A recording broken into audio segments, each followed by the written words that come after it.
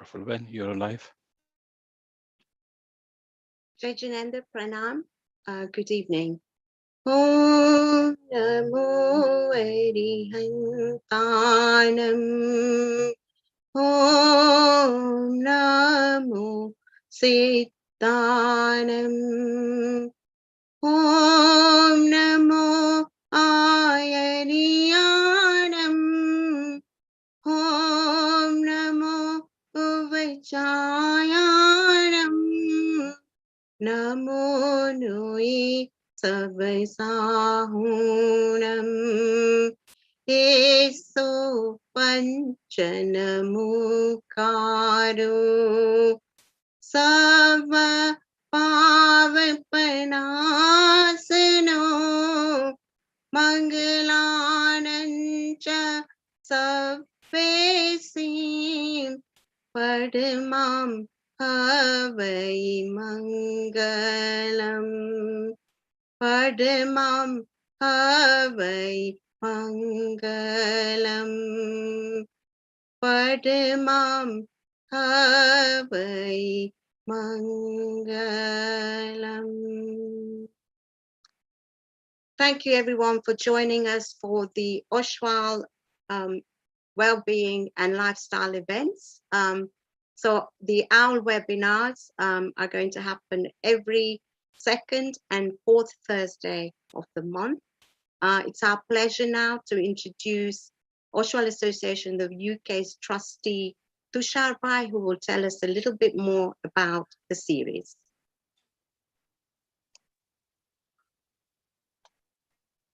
Jai Jinendra, everybody. Thank you, Prafula Ben. This week, I think, must be coming up to 1 year once the pandemic was announced. And our badhani lives ketli badlai gayi chhe.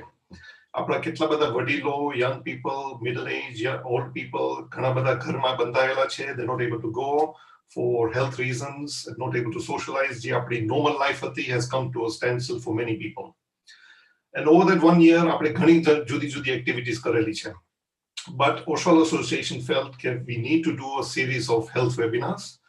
જેમ હમણાં પ્રફુલ્લા બેને કીધું, Oshwal Wellbeing and Lifestyles, OWL, O-W-L, યાદ રાખજો. It's a series of health topics that we are bringing to you, so you can listen to all the different health topics over a period of weeks. Second Thursday and the fourth Thursday of each month. એટલું જ યાદ રાખવાનું છે, second and fourth Thursday of each month. આપણે જુદી topic લઈ આવશું. આજની topic છે mental health. Yeah, very important topic, a topic which is not talked about by many people, but is very important for us to understand. And today, and going forward, our panel will be this health topics will be handled by our Prafula Ben, our Northwest Area Secretary, and Dr. Jyoti Shah, a consultant urologist working up in Ashby Azuch in the Midlands. So the two of them will be handling our judi topics. So without further ado, આજના આપણા doctors છે Dr. Amar Shah and Nishita Shah, who will be explaining to you about mental health, different aspects of it. And we've got some other Oshwals who have been affected by such a topic, who will be explaining to you how their lives were affected on this subject. So without taking up too much of your time, thank you for joining us. And badaane baatcheet karjo. So today is the first one of these webinars, and the second one will be 2 weeks from today. Thank you. Thank you very much, Tushar Bhai. જેમ તુષાર ભાઈ કહ્યું, આ health સિરીઝનું એક મોટું મહત્વ છે, અને એ છે કે આપણે જે બધા ટોપિક કવર કરીએ છીએ એ આપણી કમ્યુનિટીમાં એક કોન્વર્સેશન સ્ટાર્ટ કરવાની માટે કરીએ છીએ. અને આજનું આ topic mental health, breaking the taboo. So આપણે આજે આપણી માનસિક શક્તિ અને માનસિક વ્યવસ્થાની વાત કરશું. અને આપણી સાથે આપણા આજના ઇવેન્ટમાં ડોક્ટર અમર શાહ છે, નિશિતાબેન શાહ છે, અને આપણી જ કમ્યુનિટીના બે ગેસ્ટ છે, પ્રીતિબેન શાહ અને રાજેનભાઈ શાહ, જે આપણે એમની એક પર્સનલ સ્ટોરી આપણા સાથે શેર કરવાના છે. ખૂબ જ ઇમ્પોર્ટન્ટ આ વાત છે, અને બધાને પ્લીઝ તમે બધા શાંતિથી આ વાત સાંભળજો. અને તમારી પર કોઈ આવી વાત હોય તો એની તમે ધ્યાન રાખજો અને કેવી રીતે આપણે એ વાત આગળ કરીએ એ આપણે પ્રીતિબેન અને રાજભાઈ પાસે સાંભળશું. Pritiben. Thank you, Prafulaben. Thank you all for inviting me to share my experience of a very difficult period of our lives. My name is Priti and I'm 54 years old. I have a son aged 24. Nearly 10 years ago, our lives were completely shattered when my husband Atul was diagnosed with clinical depression, and just 10 weeks later, he took his own life. Let me give you a short background to our lives. I met Atul when I was 23 and he was 25, and we got married 3 years later.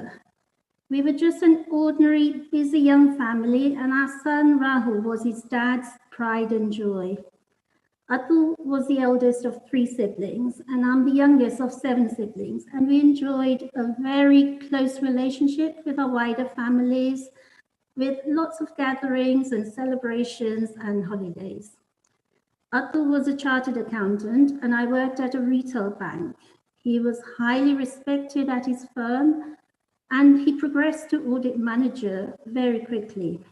As the years went on, he did feel more and more anxious with his workload. He used to talk about this quite a lot, and it was quite apparent that he was enjoying his job less and less.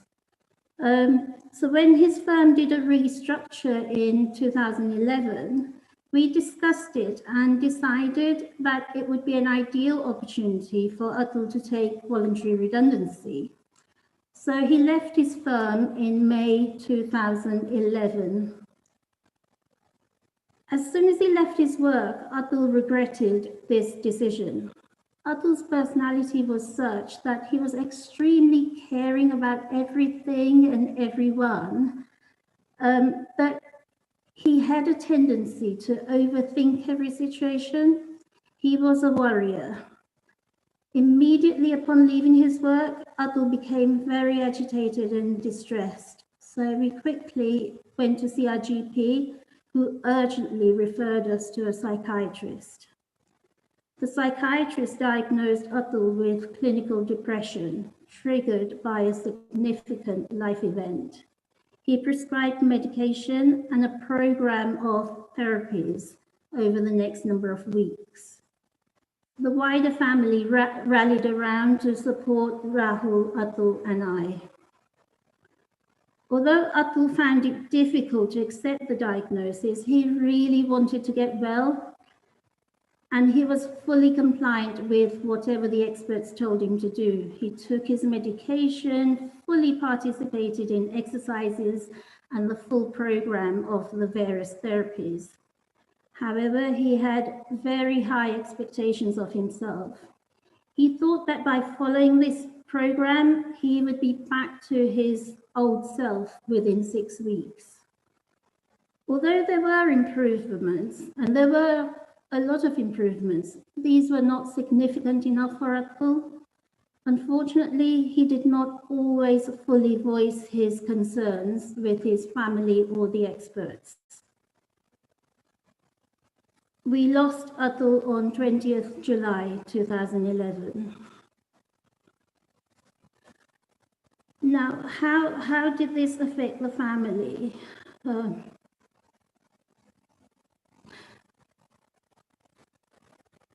Atul had touched the lives of many, many people, and we were in a state of shock for a very, very long time. We're all individuals, and we all deal with this grief. We dealt with this grief in our own way. There is no right or wrong way of dealing with grief. You just have to grieve in your own way and work out what's best for you. Some family members were not able to talk about Atul for years, as it really was just too painful. And others wanted to talk about him quite a lot. Again, there is no right or wrong here. I think it's fair to say a part of us died with him We will never get over his loss, but we've learned to live with it. We continue to remember him and celebrate his time with us. Thank you for listening, and I'll pass you over to Raju, who is Atul's brother. Thank you.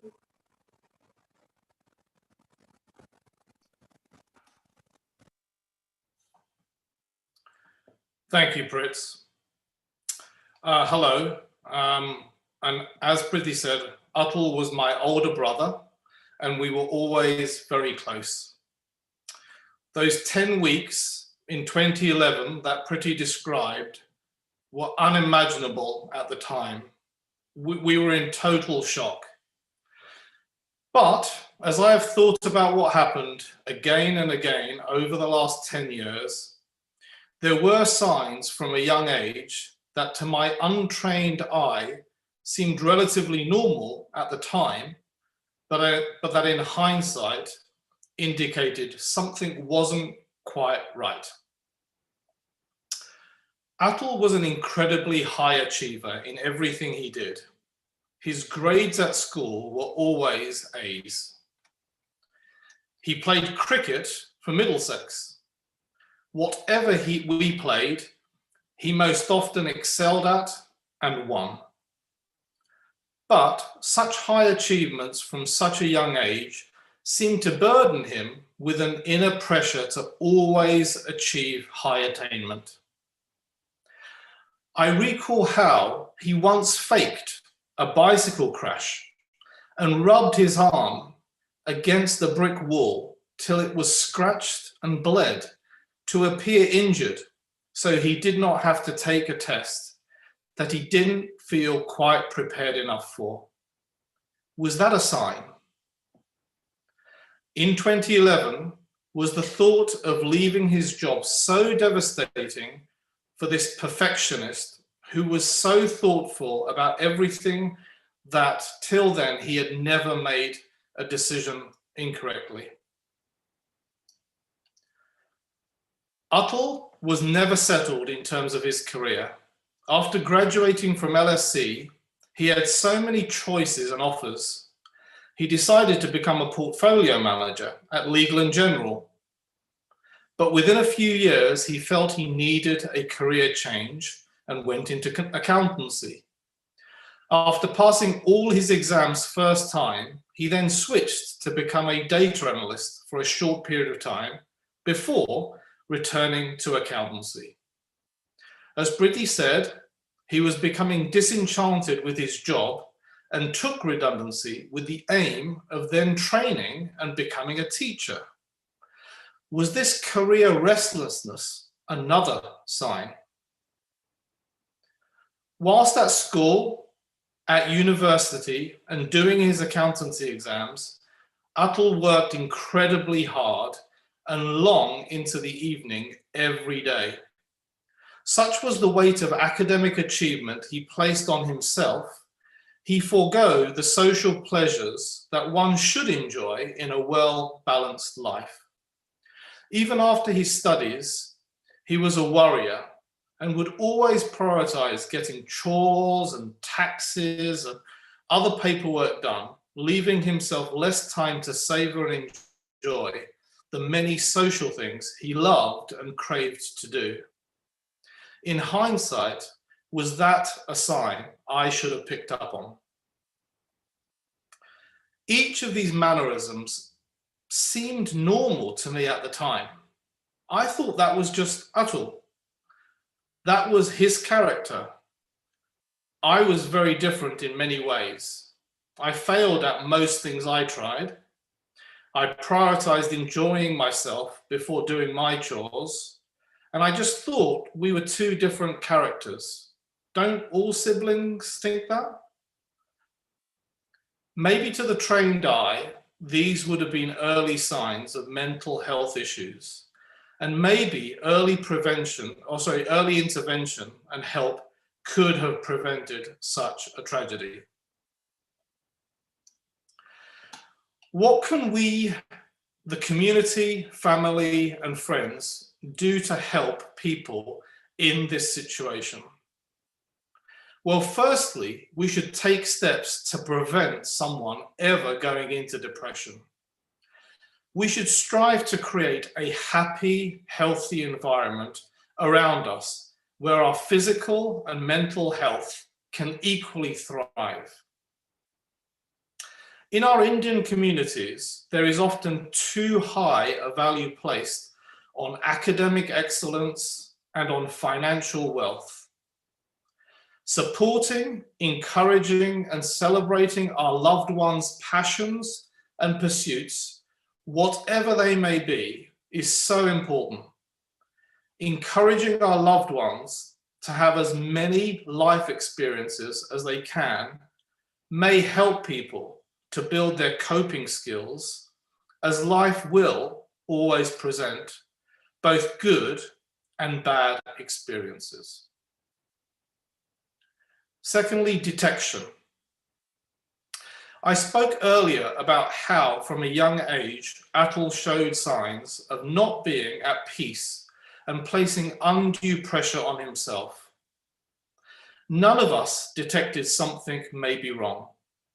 It is critical that we do more to educate the community and increase awareness and appreciation of mental health issues. We are very fortunate that we have many experts and we can facilitate talks like this. We should leverage our youth clubs, Gujarati schools, satsangs, and such gatherings to discuss mental health and raise awareness. Thirdly, care and cure. No matter how hard we work to prevent mental illness, issues will occur, and so we must be prepared to care for those that do experience such illness. We are far better at caring for someone with a physical illness. It is more tangible, and we can usually see a path and a time frame to recovery. Even the individual that is ill has much more control of their recovery.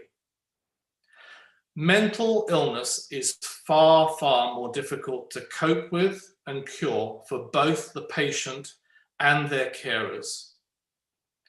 Above all, the road to recovery requires an abundance of love, empathy, patience, and positivity. During the darkest of times, the patient really does require companionship 24 hours a day. No one person can cope being the sole carer.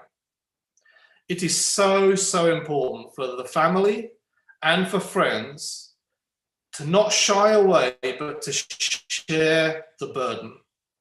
In doing so, I firmly believe there is true hope in curing our loved ones. Thank you for giving Priti and I this platform, and I hope what we have shared with you today may help save a loved one's life. Thank you. Thank you, Priti Ben and Rajan Bhai. A truly moving story of losing a loved one to suicide, and then the impact of that on everyone's life around you. You know, Rajan Bhai and Priti Ben have been talking about some things that, you know, may have been the reason for Atul Bhai's, you know, action. Talked about climbing the career ladder and the pressure that he put upon himself. Rajan Bhai also talked about several things that, you know, that may have been there but were not detected perhaps, and not, you know, noticed. And these are all really important things that we as a community need to talk about and address. Just yesterday, my neighbor was telling me her daughter has managed to get to Cambridge University, an incredibly bright and intelligent young woman, but she's under so much pressure. So do we also put this pressure on our children in terms of their academic grades? And, you know, do we put pressure on ourselves to be better than better than better? And do we are we not very good at this in terms of recognizing when we need the help and support of our loved ones? Rajan Bhai talked about that. And, you know, we'll hear a bit more about that as we continue this evening.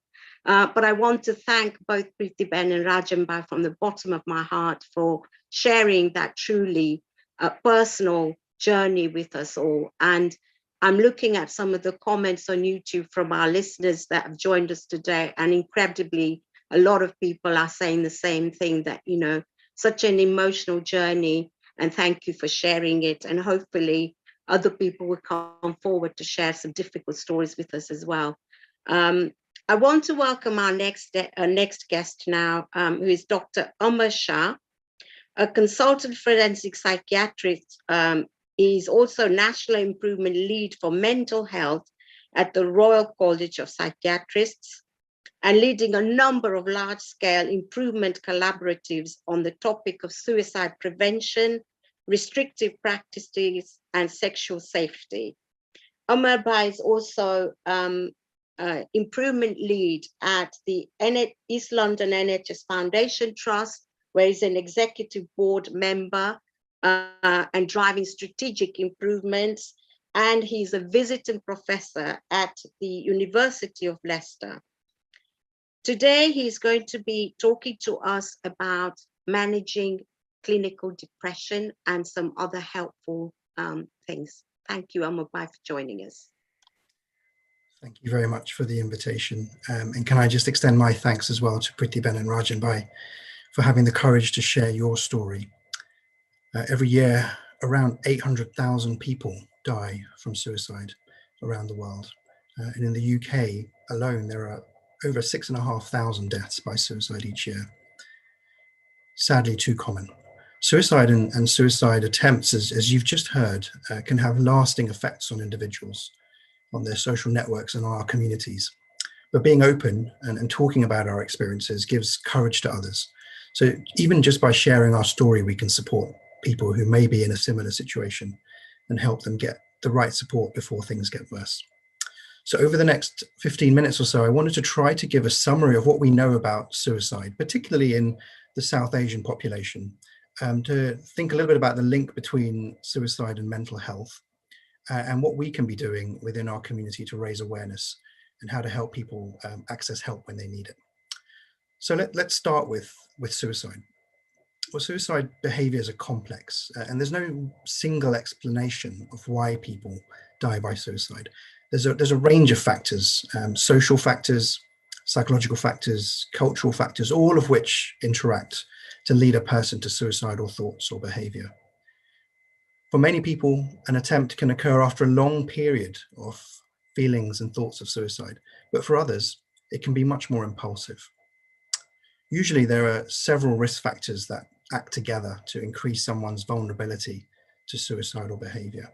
And things in the society that can be important factors are about how difficult it is to access or receive care. When people have easy access to means of suicide, things in the media can also create risk. And stigma, which in our community is very important, is also associated with mental health and sometimes prevents people from seeking help. Factors in communities that have been known to increase vulnerability to suicide are poverty, experiences of trauma or abuse, experiences of war or conflict or discrimination.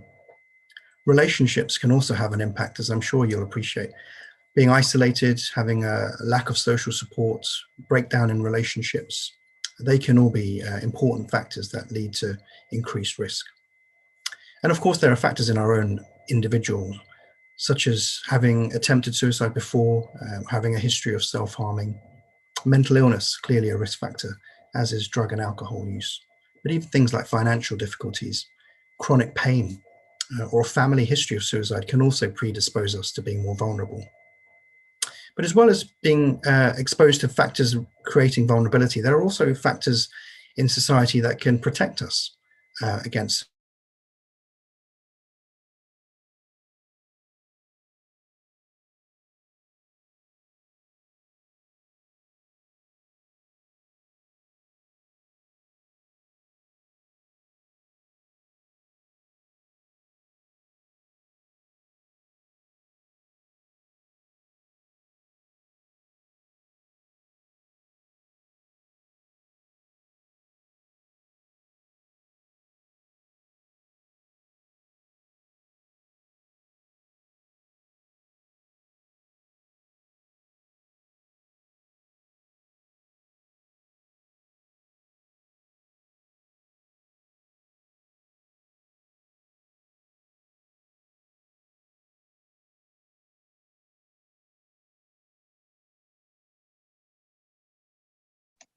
think we're having a little technical difficulty, and Rajan Bhai is just attempting to come back.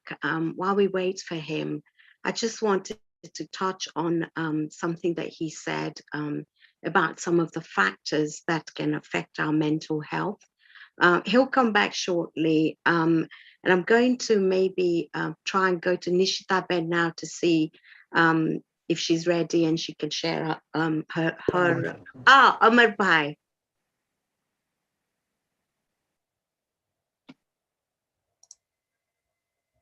Sorry, I seem to have dropped out of the call. Can you hear me now?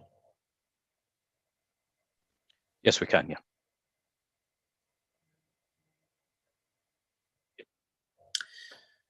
So mental illness is very common. It's probably more common than we might have assumed. In any given year, 1 in 5 adults experiences some form of mental illness, and 1 in 24 has a serious mental illness. What most people don't appreciate is that mental illness is treatable. The vast majority of people with mental illness continue to function well in their daily lives.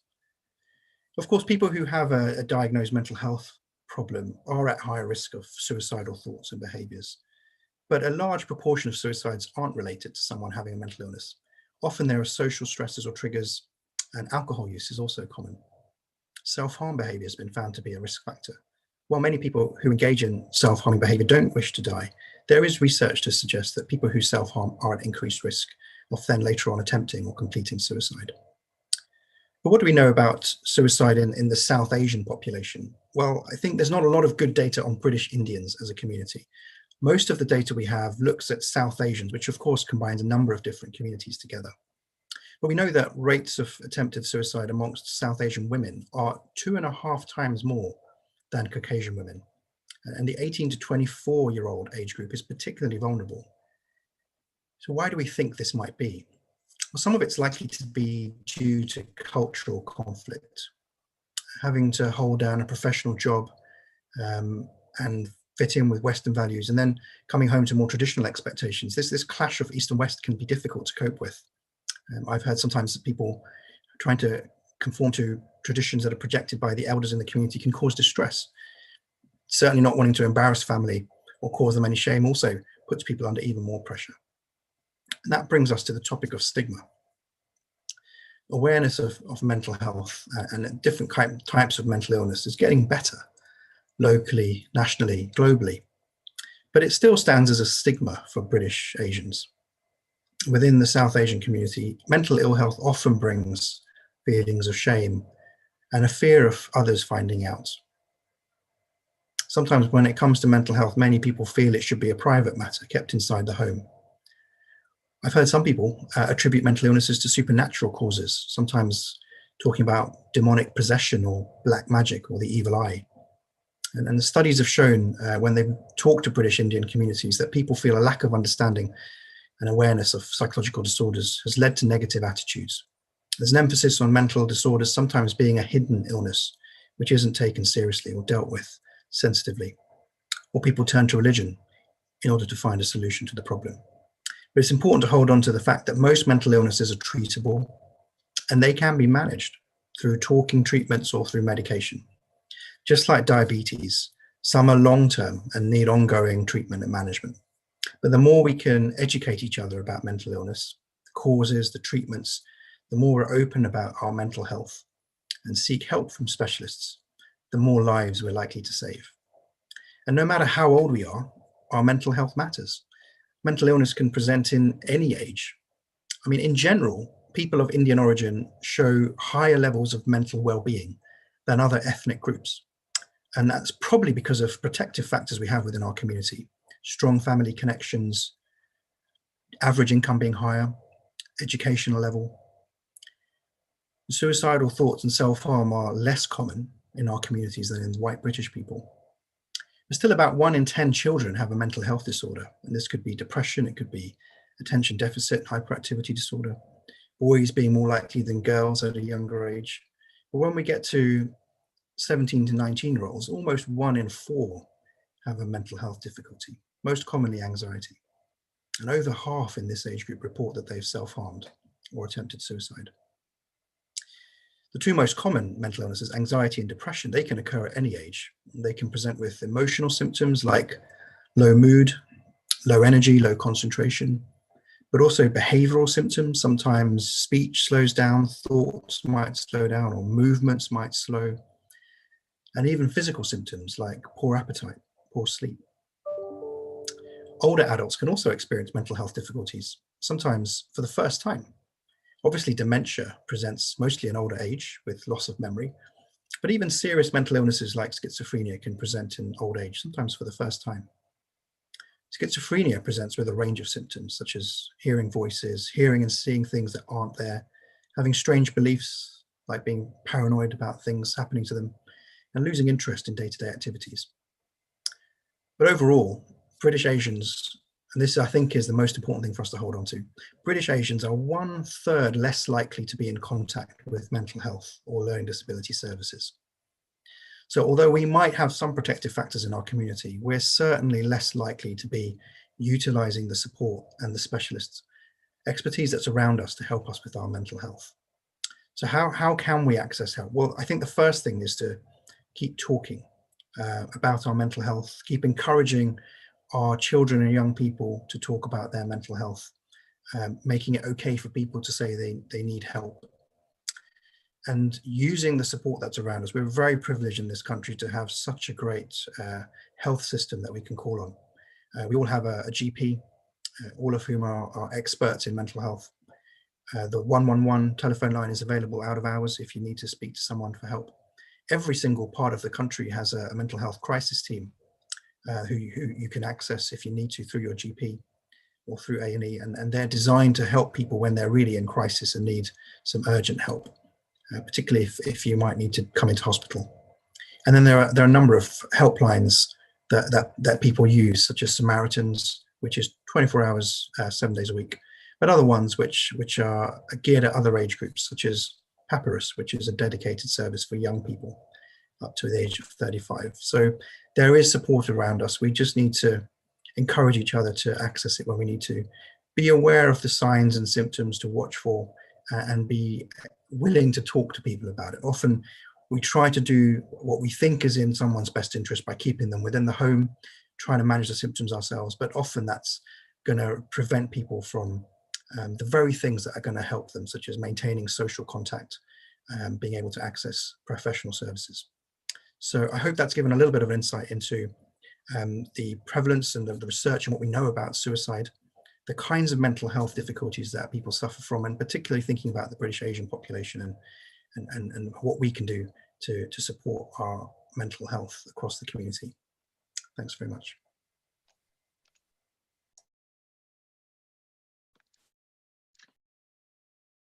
Thank you, Amar Bhai, very, very much for that. Some really important points you made there, and we'll no doubt come back to you when we take some of our questions, and we have got some really interesting questions already. You mentioned some really quite poignant things there about community, figures for our community seeking help and support, and figures for actually how many people in our community perhaps do have mental health conditions but aren't willing to talk about that. And the idea of, we tend to kind of maybe just try and cope with it ourselves.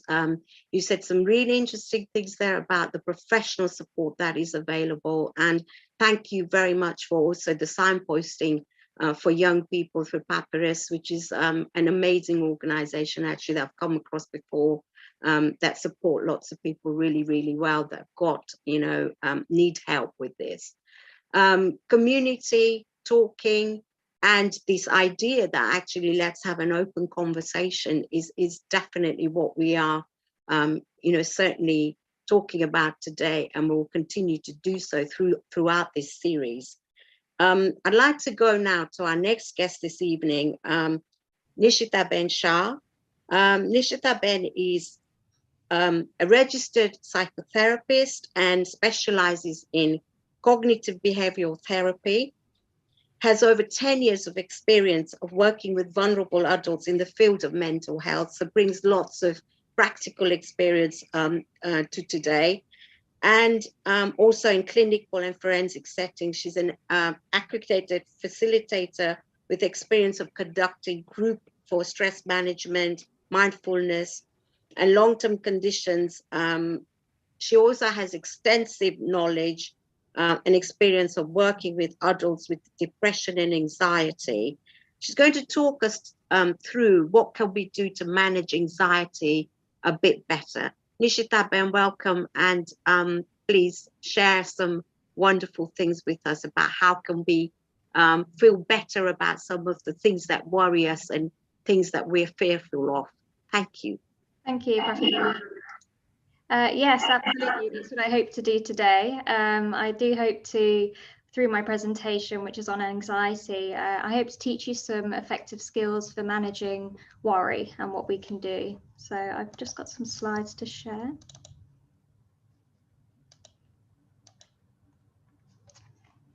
Okay. So I'd like to start off by sharing a case study of a client that I worked with. So she's an Indian woman in her 40s, and she came to see me because she's been experiencing intrusive thoughts. And for those of you who don't know what intrusive thoughts are, they're thoughts that are repetitive and unwanted and really quite distressing. And they just pop into your mind when you don't want them to. So she felt that she couldn't talk to anyone about it. She couldn't tell her husband about what she was going through. So she decided to speak to a lady in her community who advised her to seek help from a spiritual healer. However, after seeing this spiritual healer, her condition actually became much worse because he told her to do certain rituals, and this actually led to her having even more of these intrusions. So when she was trying to make sense of what was going on for her, she initially thought that she had psychosis and that she was hearing voices. But she realized that it wasn't an external voice, it was actually her own thoughts. But the reason why she was really conscious about this is because her mother had schizophrenia, and she always worried that she was going to end up like her mum. So when she came to see me, I was able to explain to her that what she was experiencing is actually something that's really common, and it's called obsessive compulsive disorder, or OCD. And I was able to help her see why her OCD became much worse after going to see the spiritual healer, because he actually got her to engage in more rituals, which, as she learned through therapy, is something that was maintaining her OCD. Due to the stigma that she felt around having mental health issues, she felt unable to tell her loved ones what she was going through. And this meant that she wasn't able to receive the right help and support. And I think this really highlights why it's so important for us to be able to talk about mental health with our loved ones so that we can help them to get the right support.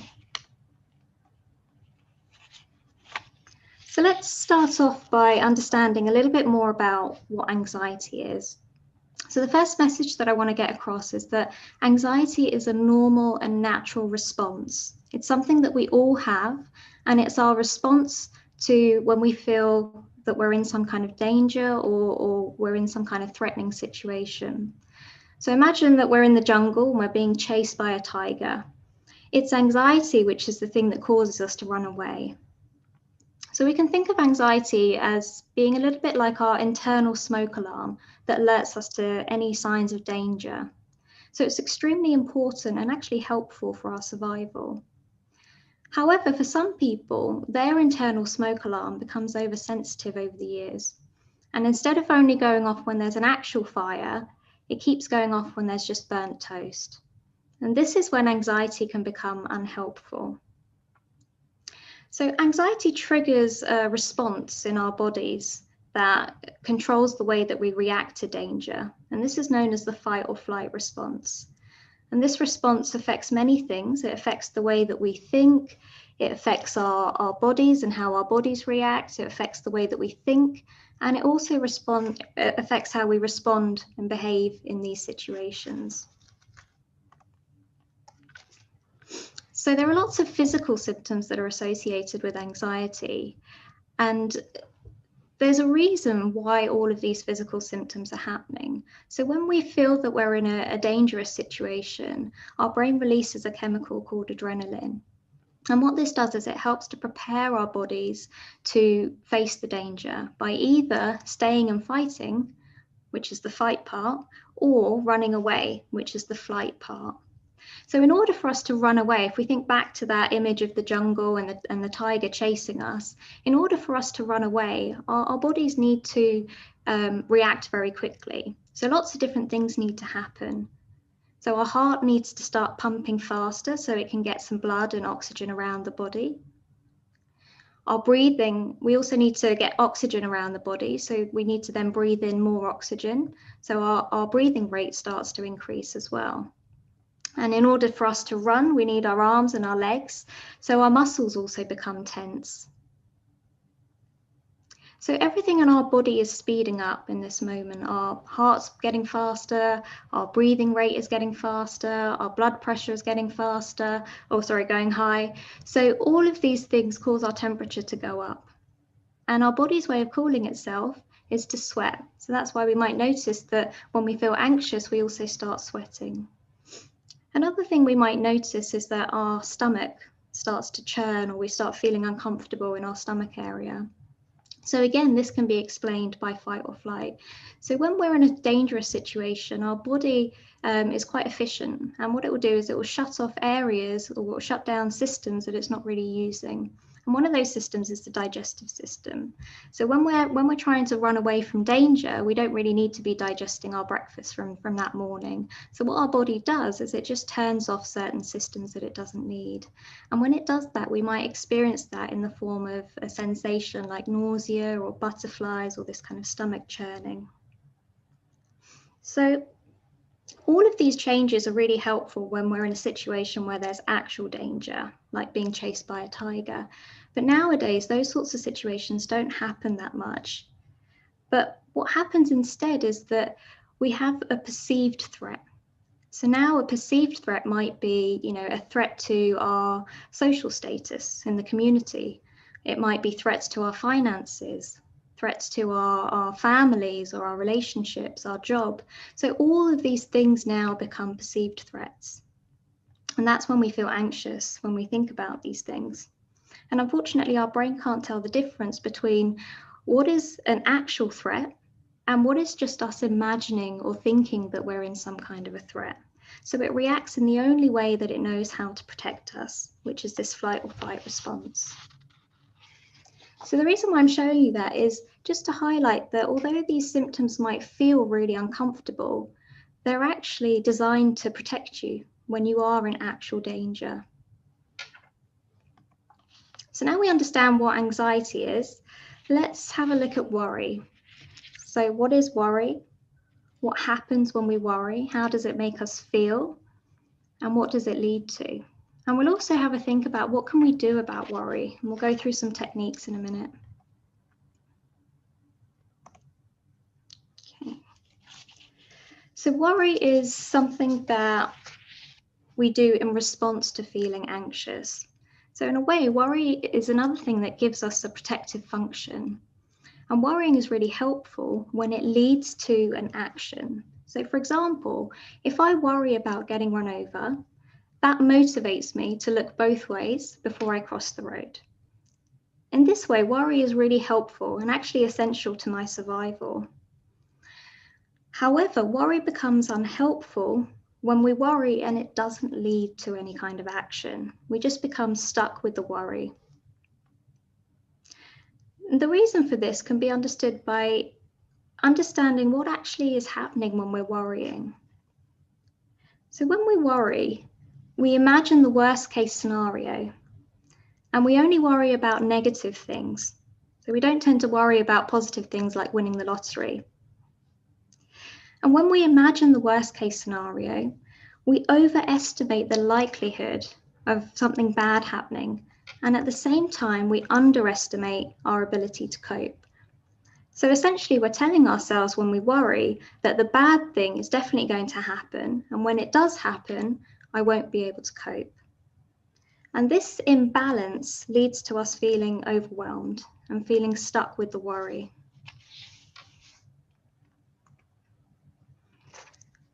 So now we've understood that worry can be helpful or unhelpful. Unhelpful worrying can lead to many different problems, such as feeling tired or muscle tension. It can impact on our sleep and other conditions that we might have, like IBS, or it might cause migraines. It can leave us feeling constantly on edge and anxious and feeling very frustrated. So we really need to try and reduce how much of this unhelpful worrying that we're doing. Another thing to remember as well is when we're worrying, we're either thinking about something in the future, usually starts with these what if thoughts. What if I lose my job? What if I get sick?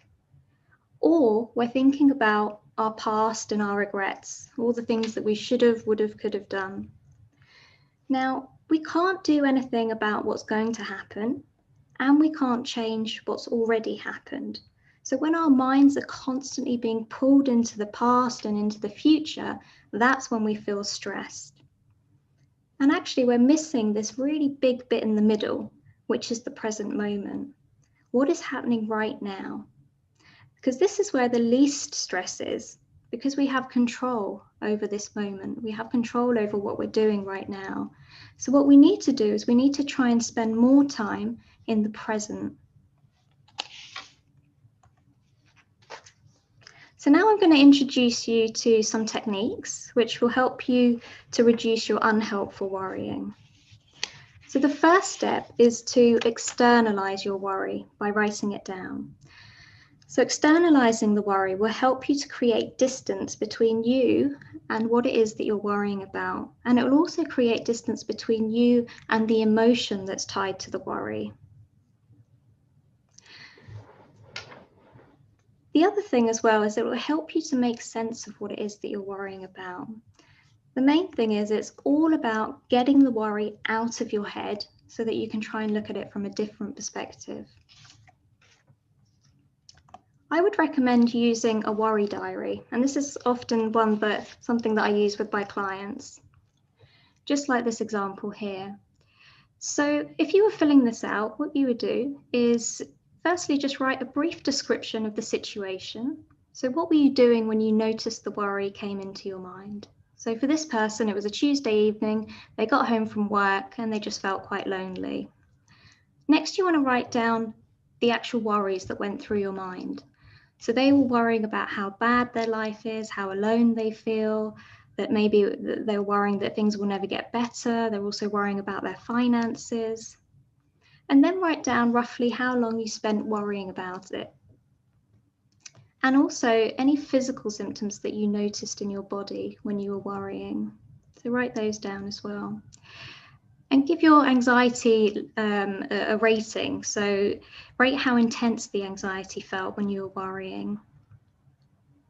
And finally, you want to write down how you responded to the worry. So what was it that you did in response to the worry? So for this person, they came home, they ate a pack of biscuits instead of making dinner, and they didn't call anyone and went to bed early. And then finally, you want to write down what would you have preferred to do instead? So for this person, they would have preferred to have gone for a walk and made themselves a decent dinner because that would have led to them feeling better. So using this diary will help you to make sense of your worries, but it's also about helping you to build awareness of understanding the types of things that you tend to worry about, how you respond to your worries, and whether this is helpful or unhelpful. So the next step is to categorize your worry. So all of our worries that we have can fall into two categories. Either it's a real worry or a hypothetical worry. So a real worry is about something which has already happened and which is within your control and your power to do something about it. So it can be solved. A hypothetical worry is a future-focused worry. So it's something that hasn't happened and may never happen because it's based in the future, and it's something that we have very little or no control over. So as an example, a real worry would be that I've been made redundant and I'm not able to pay my bills. Whereas a hypothetical worry would be that I'm worrying that I might be made redundant and I might not be able to pay my bills. So hopefully you can understand the difference between the two different types of worries and start looking out for what type of worries you might notice. And you can figure out which category your worry falls into by asking yourself one very simple question. Is there anything I can do about it? If you can, then it's a real worry. And you need to think about problem solving or figuring out a plan of what you're going to do about the worry or how you're going to resolve it. Usually what happens is we tend to put off dealing with these worries because we feel overwhelmed by them. But actually we need to act on the worry as soon as possible because it's the only way to get the worry out of our mind. However, if the answer is no, then it's a hypothetical worry. And this time we need to use a different strategy because there's no point to problem solve a situation which hasn't happened yet. Most people try to manage these hypothetical worries by suppressing them or not thinking about them. And actually, this is often what we'll tell people when they're worrying about something. We'll tell them, oh, stop worrying about that. So let's see how easy it is to try not to think about something. Okay, so I'm going to invite you to do this with me. And for the next 20 seconds, I want you to think about anything that you like except for a pink elephant. Okay, so I'm going to get you to close your eyes, and for 20 seconds, I'll count, and I'll let you know when the time's up. So for 20 seconds, please think about anything that you like, but do not think about a pink elephant. Okay, so close your eyes and off you go.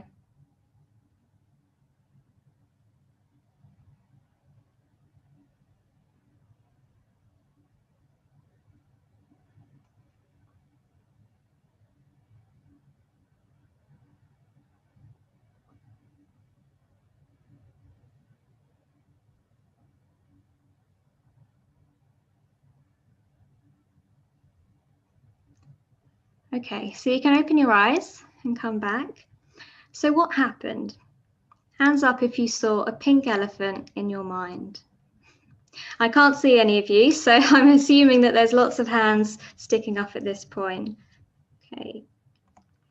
So now we know that suppressing our worries doesn't work. We can try a new technique where we learn to postpone our worries. And this is called worry time. So remember, this technique is only for dealing with those hypothetical worries. So what we want to do is we want to choose a 15 to 20 minute slot, which is going to be our daily worry time slot, and try and pick the same time every day if you can.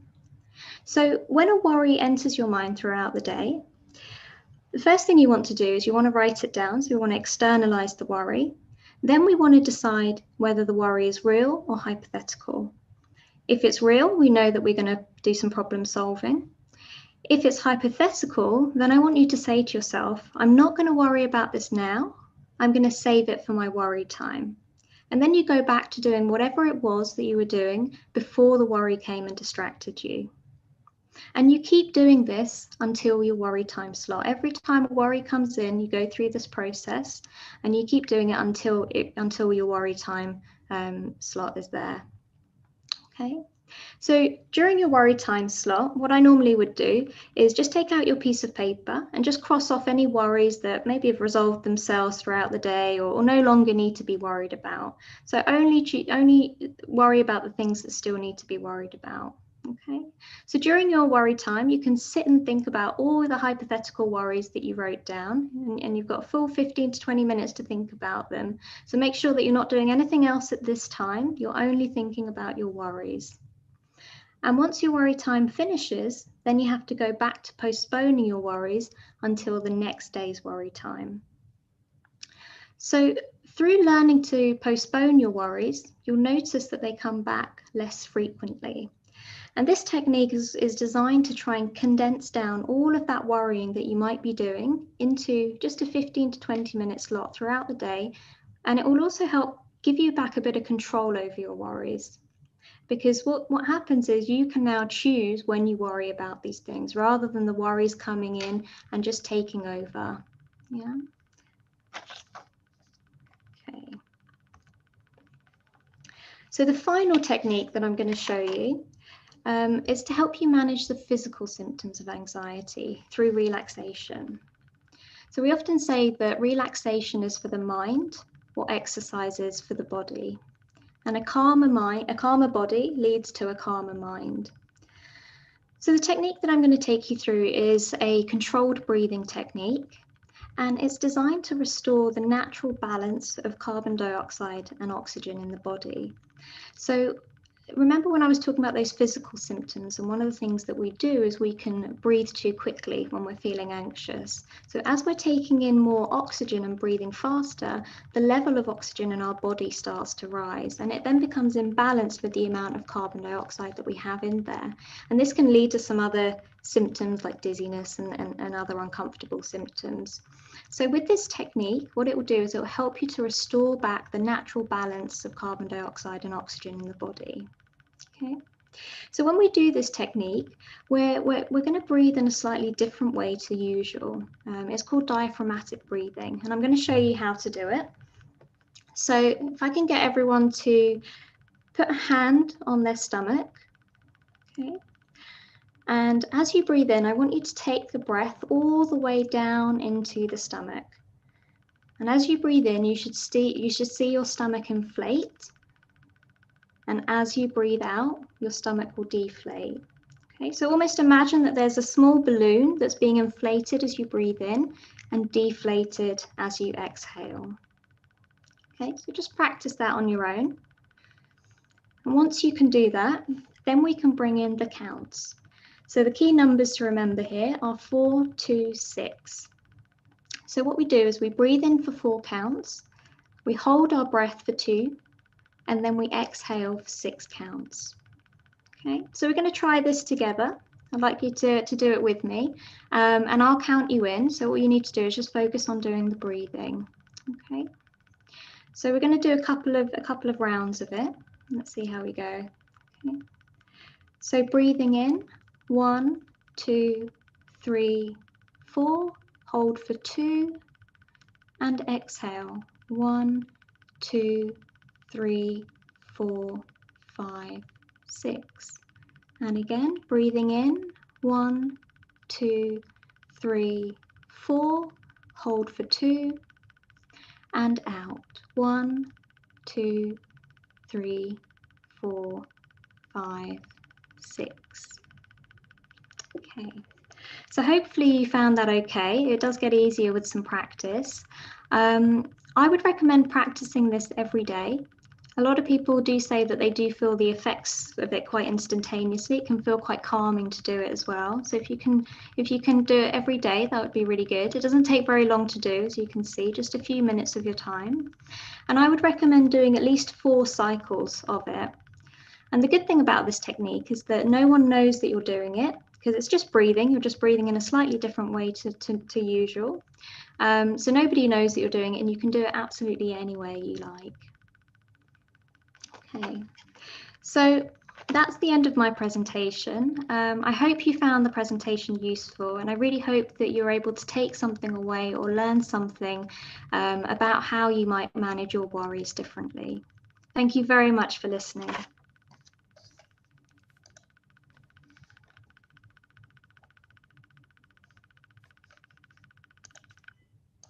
Nishita, and thank you so much. That was really interesting and eye-opening. There's some really great techniques that there about managing worries and our fears. I liked the pink elephant, the worry tree, and the breathing exercise is actually absolutely brilliant.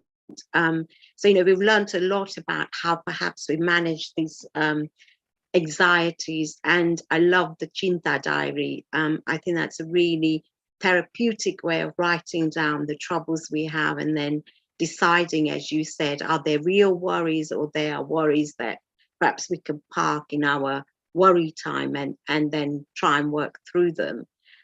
Incredible presentation as well, really lovely, and I'm sure lots of people will take a lot away from that. And, you know, practice it every day, and that will be helpful to people, I'm sure. I'm going to introduce now Jyoti Ben Shah. So Jyotiben is a consultant surgeon urology at the University Hospitals for Derby and Burton Foundation Trust in Staffordshire. She's done an incredible number of health seminars recently talking about COVID-19, the vaccine, and indeed, few weeks ago, we in fact did another mental health event. So Jyotiben today is going to manage our Q&A session where we will take our questions from our audience and take them to our panel and provide some answers and hopefully some helpful tips. Jyotiben, thank you for joining us. Jaitinendra Badane, thank you very much for joining this very important subject. And thank you also to our panel. So if I could invite Amar Bhai, Rajan Bhai, Nishita Ben to all come and join me for an interactive Q&A session. Tushar Bhai, if you could join us as well, please. So firstly, Priti Ben and Rajan Bhai, amazing. Thank you very much. Tame khubaj himmat thi તમારી આ આઘાતજનક very traumatic અનુભવની વાત કરી છે, and I'm sure a lot of people will take a lot from your very brave presentation. So thank you for that. We have actually got so many questions, so we'll try and get through as many as we can, which is excellent. It just shows that we've really hit a nerve with our community today, that they've sent so many questions in. So if I could ask for some fairly succinct answers so we can get through as much as possible, please. So the first question I'm going to start with is, how can we encourage people in our communities to have such open discussions about this very difficult subject of mental health? If I could start with you, Rajan Bhai, because you've broken a taboo today by just telling us your heartfelt story. I mean, what's your thought on how we encourage people? I think to try and just put yourself and just think about it in the shoes of the person who may be experiencing, this type of illness, the pain. I think that just maybe just gives you confidence that you should start the dialogue, not leave it to the person who's suffering to start, because it's very difficult for them. So I think empathy, patience, and really trying to put yourself in their shoes, I think is the best way for people to feel confident to start the discussion. Yeah. I mean, it's very difficult to start these quite awkward discussions, isn't it? I mean, Amar Bhai, what would you say from a medical perspective? What would your advice be? How do we get the topic out in the open? Well, by doing things like we've done today. So I think being open about our own mental health is important. Not just intervening when someone's unwell, but actually talking openly about health and not just illness. Raising our own levels of awareness. So lots of employers now offer mental health first aid training, which I think we should all be doing, because it gives us some skills and confidence in having these conversations and raising information and awareness in the community.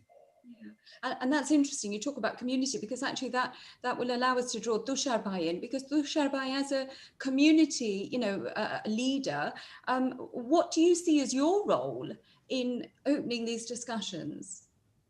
Okay, thank you, Jyotiben. મારી પાસે બે topic છે. One, I'm a pharmacist by profession who used to dish out a lot of prescriptions on depression, anti-anxiety tablets, etc. And I've also been involved in the community for about 20 years, yeah? And, as a pharmacist, I noticed a lot of things. And Dr. Amar actually touched on that subject. Okay, in the Asian community, this issue, but a lot less than the English culture or other cultures. Reason, most important reason, because we live in extended families. આપણને શું હોય, કંઈ તકલીફ હોય તો there's always somebody to talk to in the home. મને યાદ છે, when I used to run a pharmacy, elderly people they would want to talk to the staff or the pharmacist for hours on end, minutes on end, because they don't see anybody all day long. Unlike our family structure where we live together, yeah, and we have always somebody to talk to. And આપણે લગનમાં જાય, Oshwal center જાય, Ekta center જાય, wherever we go, we get involved in community work, yeah.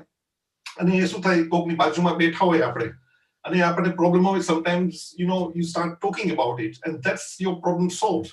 Not solved, but at least English માં કહેવત છે, problem shared is a problem halved. Yeah. So we tend to do a lot more. Yeah. So that's from a community point of view, it's always important for people to get involved in open air discussions. Apni family માં કોઈને થાતું હોય that we notice it, then encourage them to talk about it. Not a formal sit down suture problem, but just introduce the topic in between talking about something else. Rather than saying, talk to me about this. Just introduce the topic and just say, suture came chair, and after they start opening up. And that solves a lot of the problems. That's from a medical point and a community point of view. Yeah. So not a direct approach, try and Yeah. encourage a sort of, subtle discussion. Yeah, That's that's useful. Thank you, Tushar Bhai. So actually, one of the key themes that seems to be coming through is also that there's a big stigma. We all know that and in fact, Nishita Ben, if you talked about your case as someone with a lot of stigma attached, and in fact, apra samaj ma to ghani waqt if there's someone who's got some mental health issue, loko em kaise ko ene to najar lagi che ene mangar nare che ke ene mataji avya che o grahan che atyarno samay evo che. There are so many etla bada excuses ave che na apra avisay but what can we do, Nishita Ben, to break why is there so much stigma with this subject? Yeah, I think exactly as you say, this is the problem. It's people referring to, explaining what their loved ones might be going through, which is actually a mental health illness, but they might be referring to it as a bad spirit or a bad omen or jinn or things like that. And actually what it does is it ends up just making the person feel even worse about themselves. Feeling as if it's their fault that they've done something, when what we know a lot about mental health illness is it's nobody's fault. It's, it goes across genders and age groups, and, it doesn't discriminate to anyone really. So I think, as you say, it is about having conversations with people, but being able to do it in a way where you're actually talking about what is going on rather than trying to explain it in ways that, don't really make sense and often make the person feel worse. Absolutely. And it's interesting. I mean, do we think, Amar Bhai, perhaps I could draw you in on this one.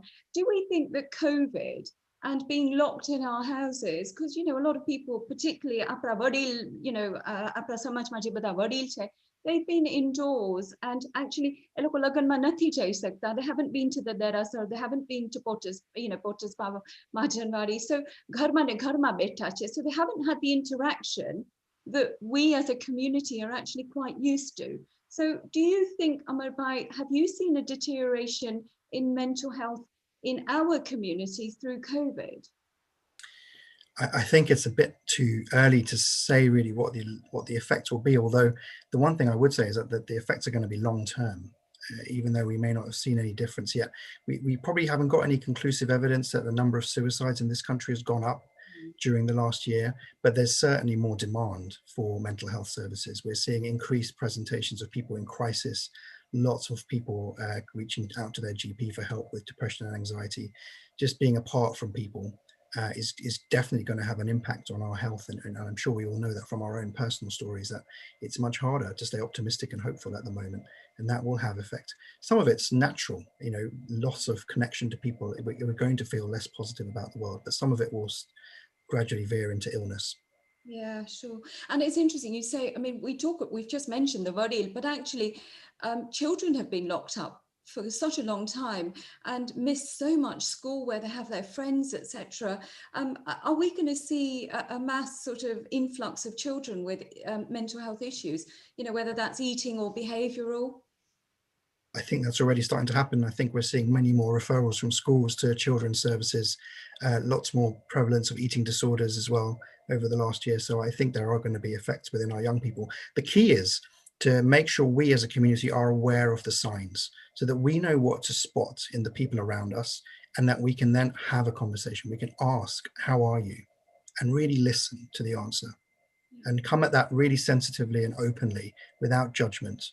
And try to spot when someone's struggling and see if we can help them get support. So do you think, by their scope, or Nishita Ben, in in perhaps doing a kind of workshop as one of our webinars in how to approach these questions, these delicate questions, and open the discussions? Is there any scope for doing something like that? Because we wouldn't know. How does the public know how to tackle someone who's got this problem? Yeah, absolutely. I think it's really important that everyone educates themselves, whether that's through a workshop, or there's so much information on the internet around, depression, anxiety. So I think, if everyone cares about each other, then it's really important that we do make sure that we educate ourselves on what is happening for somebody and how we can help them, and how we can access support. There's a lot of self-help guides and things out there, even in different languages. So there is so much out there on mental health. It's just knowing where to look. So maybe a workshop would be helpful, where we can signpost to people. More work to do, Tushar Bhai. So Rajan Bhai, reflecting back on your very brave encounter and experience, do you think there's something that might have helped you at the time? Not just you, but your family, because no doubt there was a ripple effect in your family after what happened with your late brother.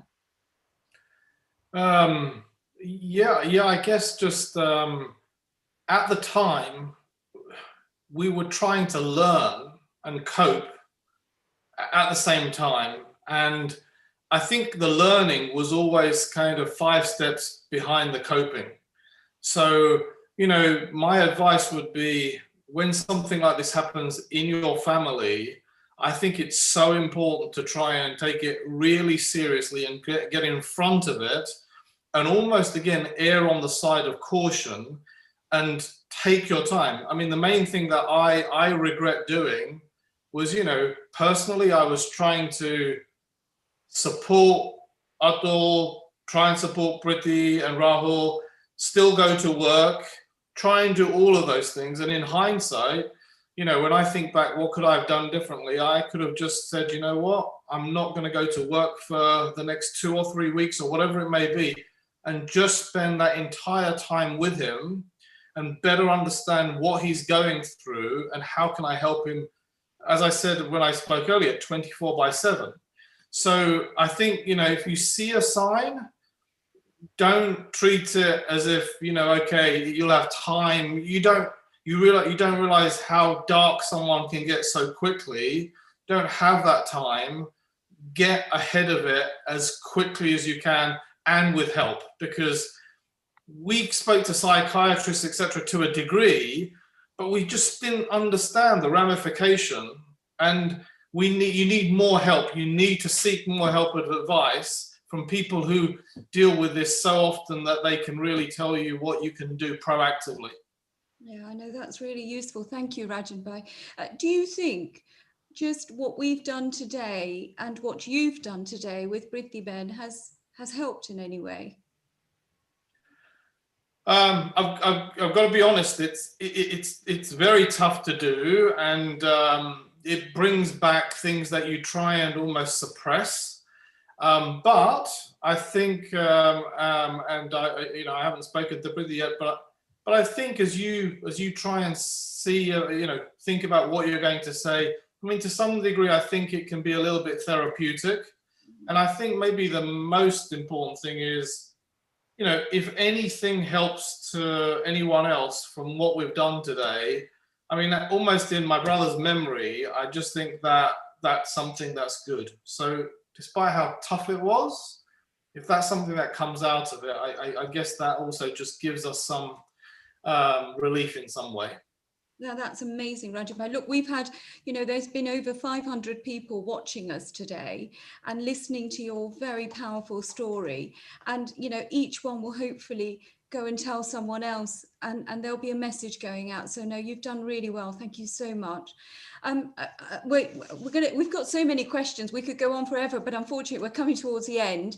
Amar Bhai, I have got a specific question. If I could ask you from a medical point of view, I've had an anonymous question submitted saying, what happens if someone in the family or in your friend circle is displaying signs of poor mental health, or having mental health issues, but doesn't want to acknowledge? acknowledge it. So how as a family member or a friend, do you tackle that? That is quite common, because often people are in denial. They don't want to accept that they have a mental health difficulty. Sometimes the illness itself means that you're not aware of your own manifestation of illness, and that can be a symptom in itself of being really unwell. I think we need to sometimes intervene, and make sure we're not holding that ourselves, and that anxiety about someone else's health, but share it with someone confidentially to see how we might be able to encourage them to seek help, even if they're not willing. And in this country, we have legislation. You know, there are laws that protect people when they're too unwell to be able to make decisions in their best interest. So sometimes we need to resort to that too, to make sure that people get help even when they don't feel they need it. So if someone's worried about someone, don't hold that yourself. Go and speak to someone.